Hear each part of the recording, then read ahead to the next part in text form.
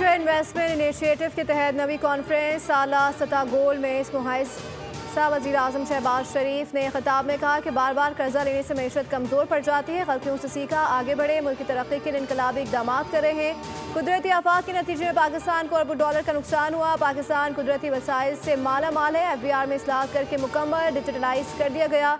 इंसानियत को सही सिमत में ले जाने के लिए मुख्तलिफ शो में बराबरी का ताउन होना चाहिए। वज़ीर आज़म ने सऊदी वली अहद के तरक्की के विजन का खैर मकदम किया।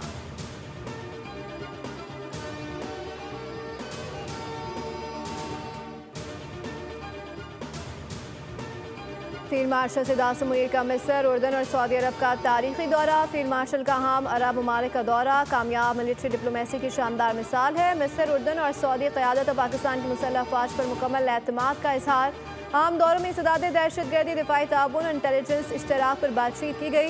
फील्ड मार्शल का दौरा मुस्लिम ममालिक के माबैन अस्करी इत्तेहाद और यकजहती की मजबूत अलामत है।